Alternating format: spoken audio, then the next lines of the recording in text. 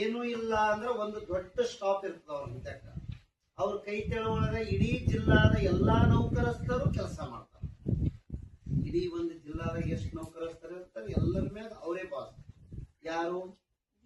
ಜಿಲ್ಲಾಧಿಕಾರಿ. ಆ ಪೋಸ್ಟ್ ಕೊಡ್ಬೇಕಂದ್ರೆ ಅವರು ಏನ್ ಮಾಡಿರ್ತಾರೆ ಹೇಳಿ ನೋಡೋದು? ನಿಮ್ಮಂಗೆ ಕೂತು ಓದಿರ್ತಾರ, ಎಕ್ಸಾಮ್ ಬರೀತಾರ, ಪಾಸ್ ಆದ್ರೂ ಆ ಪೋಸ್ಟ್ ಕೊಡ್ತಾರ. ಹೌದೋ ಇಲ್ಲೋ? ಅದಕ್ಕೆ ಯಾವಾಗಲೂ ಹೇಳ್ತೀನಲ್ಲ, ಸರಿಯಾಗಿ ಅಧ್ಯಯನ ಮಾಡಿದ್ರೆ ಒಳ್ಳೊಳ್ಳೆ ಪೋಸ್ಟ್ಗಳು ಸಿಗ್ತಾವ.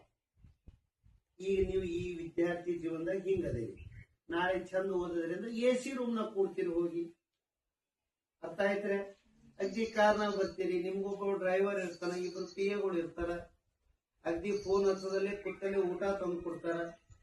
ಇವೆಲ್ಲ ಯಾರು ತಂದು ಮಾಡಲ್ಲ. ನಿಮ್ಮ ನಾಲೆಜ್ ನಿಮ್ಮನ್ನ ಅಲ್ಲಿ ಒಯ್ದು. ಹೌದಾ? ನಾಲೆಜ್ ಈಸ್ ಸುಪ್ರೀಂ ಅಂತ ಯಾವಾಗಲೂ ನಿಮ್ಮ ಜ್ಞಾನ ವೃದ್ಧಿ ಮಾಡ್ಕೋಬೇಕು.